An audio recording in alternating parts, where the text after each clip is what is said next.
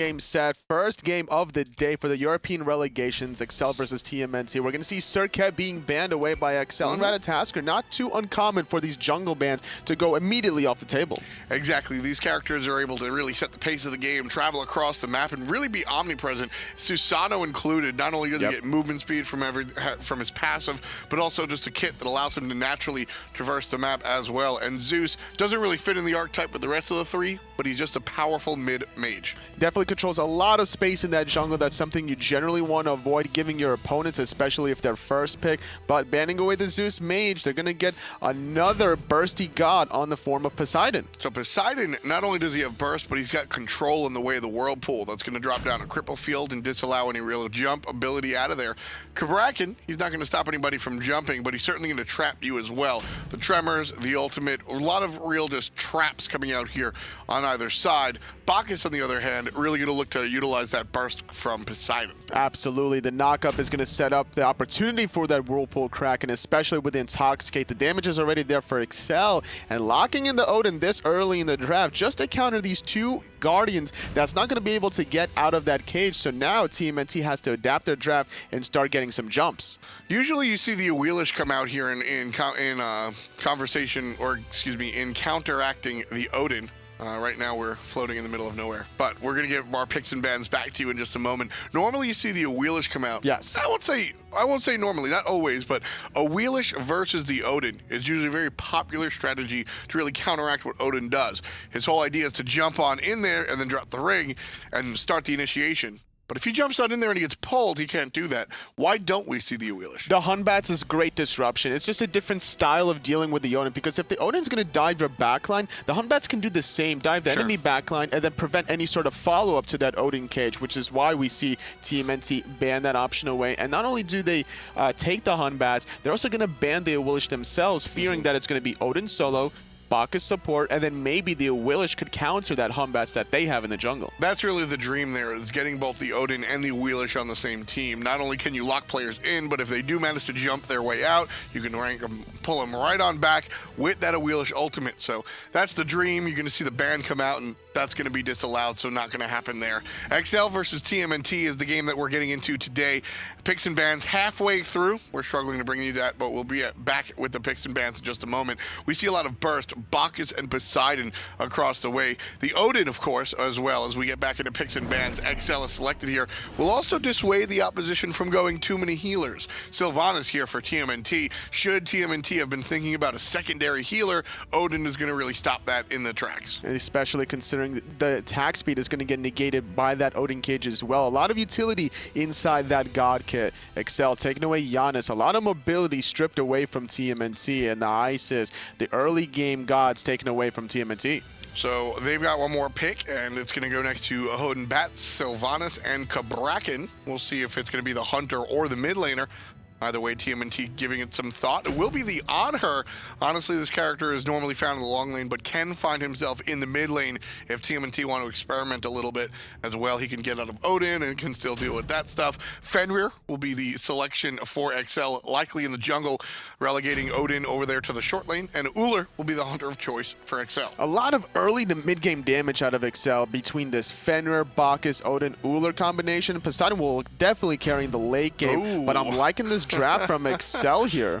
The absolute last pick, Thoth here. Thoth has been a character that is completely banned out, almost 100% so, across the different leagues that we have here at Hi-Res Studios, and seeing him come all the way down at the bottom, that's a little bit surprising. Expect heavy artillery, long-range burst, and a little bit of control coming out from this relatively safe mage. As we get into game, we'll see how Thoth actually works out. He's been banned so often that we rarely get to see him picked. TMNT versus SCL. Let's jump on in. And I like the idea of picking up this Thoth this late in the draft stage, because the Odin cage is going to be able to create a lot of distance that you're going to have to cover, and what better mid-mage to have to cover that distance than Thoth? Yeah, and it's almost as if these teams just sort of got to the bottom and said, hey, they didn't ban the Thoth. So let's go ahead and just sort of pick that. So we'll see how he works out. As I said, been banned for so long, so often that We'll actually get to see him play here today. I wonder how it's going to work out.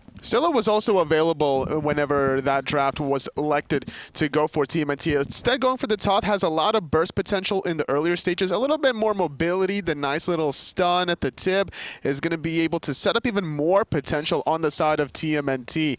Already grouped up, though, we're going to see Mr. Turtle here on the Sylvanas, which is going to be able to outclear Blokely on this Fenrir with those AoE in hands. One thing to note about the Thoth pick is that he's certainly a difficult to play mage. You really have to get your combination right, dropping down the window first and then pulling out those abilities and seeing how the basic attacks weave through in and out. It's definitely not a character that you can just sort of look at and play, similar to maybe that Poseidon across the way. 50-meter fly, though, has been a really really big part of the European console scene and a part of this team specifically, next to Osric and Mr. Turtle and Predators. So with Welsh Beast joining this season, TMNT for Lyfe have a relatively strong-looking roster. And if I'm talking about the how many hours you have to put in to be relatively strong at Thoth, I'm not too concerned about 50-meter fly here. No, it definitely should have a good opportunity. But the fact of the matter is TMNT, they elected to invade on the right-hand side, taking away the blue buff and the speed buff because Blokely was sitting in that mid lane for so long.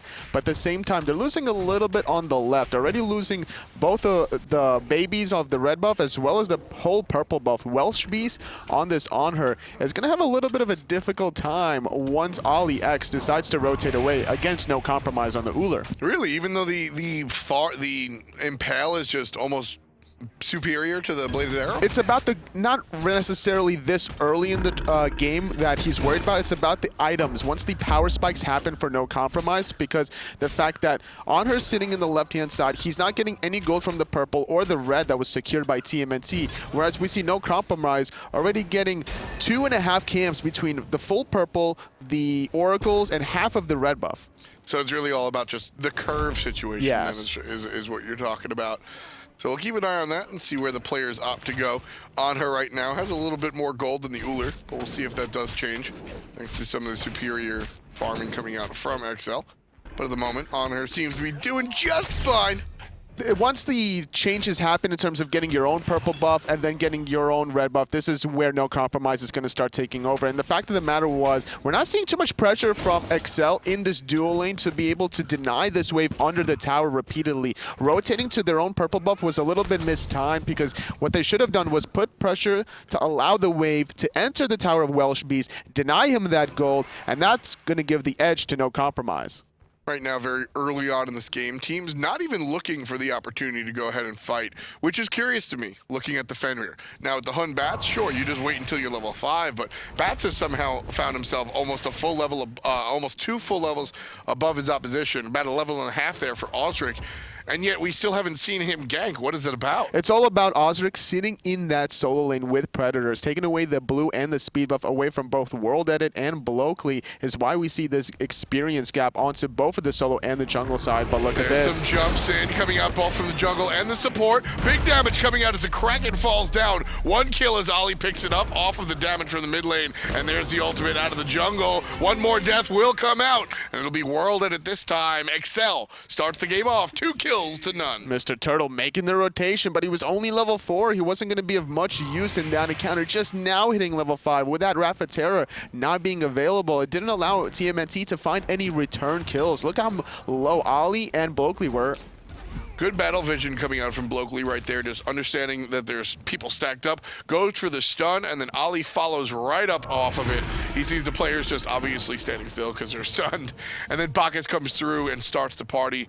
And that allows Sir Falzalot to go ahead and lock it down. Just a beautiful combination of abilities on the side of this squad. XL certainly playing like they really want to make it, or at least retain their spot in the SCL. And that double Kraken from Falzalot was great for Blokely to now get back into the game. Struggling a little bit in the experience category because of those earlier invades from TMNT. Now picking up his own speed buff, heading into the 4.5 minute mark. This is what you kind of want as a Fenrir player. You don't want to be too far behind. Despite you having really good base damage, you're going to be able to really snowball. Now, the fact of the matter is having this warrior tab before Blokely, where still not finished for Osric, it's going to give him the opportunity to do more damage and to outmaneuver him in the jungle, having more mobility. Which is just, I mean, one of the reasons that we see the Fenrir he's backed. Osric can probably afford this tier 2 boots, but he's been out here farming pretty much the entire time.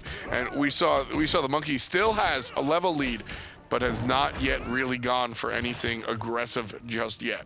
Not the opportunity given for him. Mr. Turtle is level 5, though. He's going to be able to get the Wrath of Terror up in this team fight. Jumping in is going to be Ali X, finding 2 with a knockup, but no other follow-up. Mr. Turtle drops his ultimate in the backside, just pretty much as protection for himself. And nice combination. Blokely picks up Osric and just stands still waiting for Sir Falzalot to come through. That's exactly what goes down. The mid laner finds his 3rd assist of the game, as the kill winds up heading out onto the support, Ali, who has 2 kills and 1 assist on the support. But Bacchus is one of those characters that you don't really mind getting a couple of extra kills on. Especially considering that Bacchus just has high base damage in general. You don't necessarily have to go into shoes of the Mad Guy for that penetration. You're going to be able to just have so much mobility with these Traveler shoes. Very tanky in the early game as well with this mark of the Vanguard. So this is going to give more opportunities for Excel to find people out of position. And I loved what Blokely did when he had Osric in his mouth during Ragnarok. He backpedaled a little bit to make sure he lined up that center of the crack until now a more efficient kill. Just understanding the move set of your teammates is definitely a strong look. And, you know, when it comes down to Bacchus, different characters, obviously different Guardians do different things for the team. You're going to look at a character like Ares to really cause some front-end damage and strip beads. You're going to look at a character like Sylvanas for wave push and a little bit of sustain as well. You look at a character like Bacchus to lower the kill threshold of the character. So obviously you're going to set up with the belly flop, but more importantly, core to what Bacchus does is he's similar to a warrior in essence, where his damage is part of his CC. He jumps on top of you, he drops the ultimate, and now instead of needing 75% of the health bar to find the kill, you just need half right there. Bacchus contributes to the kill along the same lines, just looking for the pure damage. 4th kill comes very easily for Excel. This TMNT just haven't done anything. Sylvanas have always been the focus point of a lot of teams draft, but catching Predators X out of position. He's going to get caged in currently, but only Bacchus is following up. They don't have the Kraken available, but they do have Intoxicate. And there's going to be help from Osric. Finally, Blokely still gets out of there. Nice little shimmy by way of the Brutalize. Over the top comes Osric, looking for something, but a rotation out of the long lane. No compromise finds the stun. Wellspeed fires the ultimate at nobody. Rough stuff for the Anhar. TMNT for life get out of that situation, but they don't really earn much off of it. You'll see they'll go ahead and invade the blue buff, so a little bit of something, and I'm happy that they at least got the blue. They got not only the blue, but also the speed, so they're denying 200 gold on the side of Excel. Despite not finding any return kills, they're separating the gap a little bit better to be able to still stay relevant in this game. They're only down about 850 gold, and this is not an insurmountable lead in the 8-minute mark. They're also really doing a good job contesting the enemy experience categories here. And when it comes down to it, I mean, when you look at these types of leads, this is really what makes teams find themselves in the driver's seat.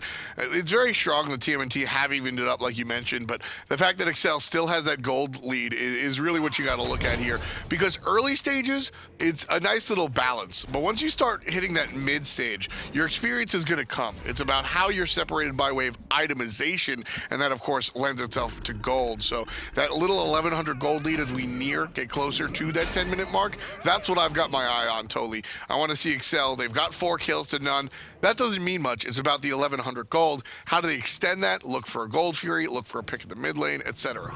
They're also looking for these picks as they're getting these levels. Hitting level 9 and above, you're getting more of a power spike now onto Sir Falzalot, hitting that level 2 Kraken ability before the magical defense items are truly in effect for TMNT. Still none across the board. Mr. Turtle now working on some magical defense. He's been the focus point, at least for a little while here after Osric, and immobile Sylvanas that you can easily pick off between stunning him with the Unchained into Ragnarok, can set up so many easy kills for Excel. And then now you find the early pick, but it's just taking away the sustain options from TMNT. You're taking away the Wrath of Terror knockup, which is a great engage and a counter engage tool.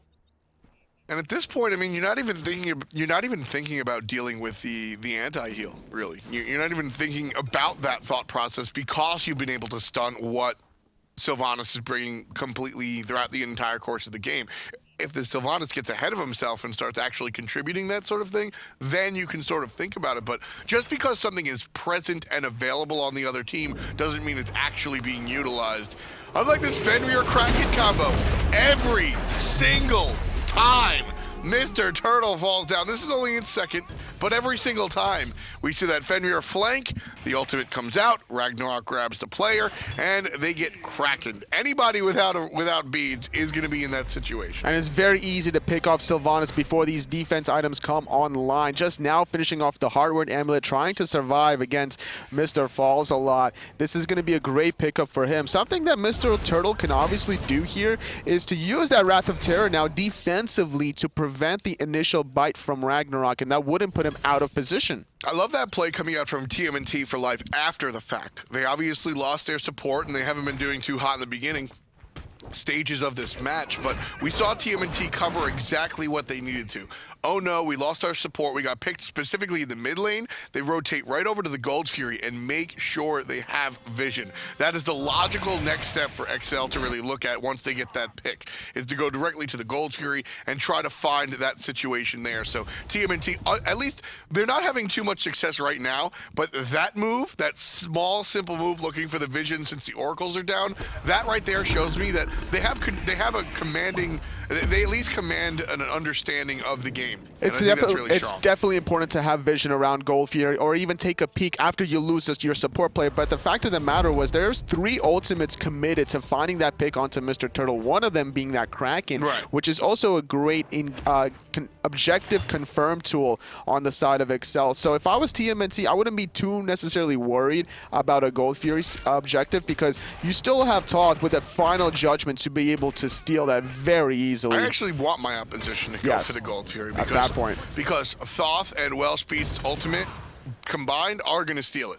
Welsh Beast comes through from the left side, Thoth comes through from the right. Both characters can attack the Gold Fury without the enemy seeing them, so they drop some vision. XL goes for it. TMNT can both converge and try to go for the steal. XL not going to take the bait, however.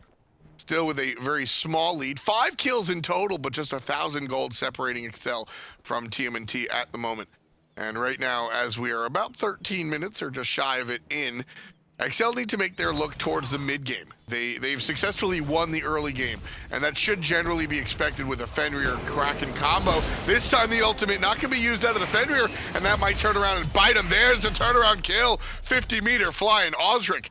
Get the first 2 kills for TMNT. The Ragnarok was actually used, but it was negated by Mr. Turtle's ultimate there. That CC immunity prevented the pickup, and that's why we saw the great turnaround play. And instantly, without any hesitation, finding those 2 picks, going for the Gold Fury, but no compromises here with Ali. And here's the jump in, and it gets stolen. XL takes it away. The objective goes the other direction, and TMNT are losing players left and right. 2 down. Osric and Mr. Turtle fall down, and the lead for XL just gets boosted. That looked like a great moment for TMNT to tie, maybe even take the lead, Anatoly. Ali. But XL snatches it. They look towards the left lane, and with that meditation, Ali might get out of here, and he's got some help here, but Toth shows up and finally weaves through traffic and finds the shot. Ali a little bit too aggressive, diving that tier 1 tower, definitely feeling himself there, trying to set up his Hunter player, not going to really find it. And that last goal for your objective plays just goes to show you how important it is to control not only just a sentry vision on the Gold Fury pit, but regular vision beyond that Gold Fury pit to see who's around the corner. It's very easy for one god to be able to steal it. Well, there's not going to be a steal this time. Osric gets a kill on the World Edit, but the Portal Demon does go down to XL. 50-meter fly, able to punish as well. So we saw a 2 for 2, and then it got turned into a 2 for 2 for 2. And now continuing the conversation, it's a 2 for 2 for 2 for 2. That's a lot of twofers. It seems like we need to be giving away a deal somewhere along the line here. So jokes aside, if you actually look into why that's happening, it's because both of these teams are playing almost with the buddy system. Blokely and Sir Falls a lot are together almost all of the time, looking for that Ragnarok into the Kraken combination. Osric and 50-meter fly have really been able to help each other out, but it's been Osric and Mr. Turtle that have been right next to each other pretty much the entirety of the match. So with that in mind, Toli, what you're seeing out of these teams is that since they're sticking together 2 by 2, they're both succeeding and losing 2x2 as well. And that's no big deal here. So it's still in the 15-minute mark. TMNT able to still cut their losses despite losing that gold here. They're able to pick off both the mid tier 1 tower and that solo tower. But more importantly, look at that experience. Got 5,000 on the side of TMNT. These picks, as they get later in the stages, the respawn timers get longer. You're going to have more time to be able to get the little jungle camps and start snowballing in terms of an extra wave over your opponent. And all these waves add up if you just look at that experience difference. Yeah, I mean, 4,700, that's relatively, that's something to talk about when you start to look at the player levels.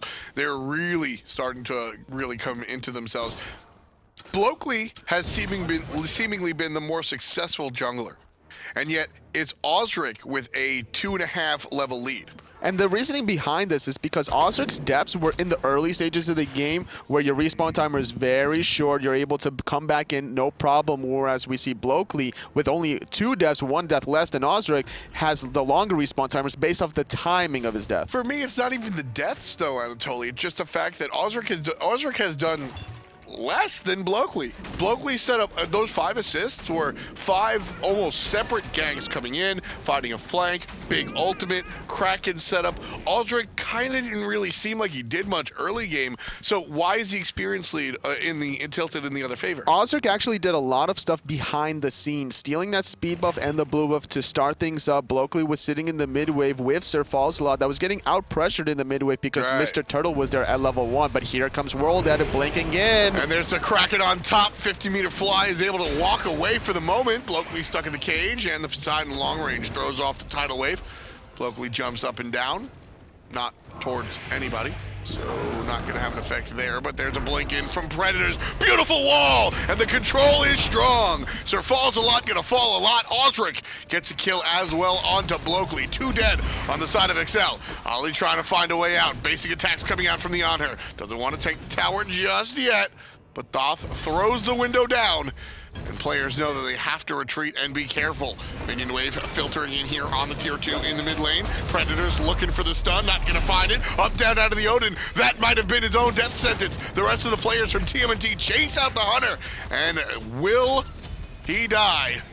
The answer is yes. World Edit falls down. Number 2 in the mid lane goes down as well. As far as towers are concerned, TMNT take the kill lead. It's now 8-7, and the gold lead is theirs as well. Anatoly, 2,000 gold at 17 and This is the difference between these team compositions. The initial draft from XL looks so good in the early to mid game, but they weren't really able to snowball it here. They're more single target focus here between Blokely finding somebody with the Ragnarok, trying to pick them off with the Kraken, and whenever that Kraken doesn't connect, whether it gets Aegis or not, which it did happen from 50-meter fly that last encounter, it's kind of a do or die situation. Sir Falsalov was ahead in terms of the player damage, but right now it's actually going to, if we take a look at it here, it's actually going to be 50-meter fly. Hitting that final judgment at the last tip of that team fight allowed his team to really succeed, especially with Osric controlling a lot of space with that Fear No Evil.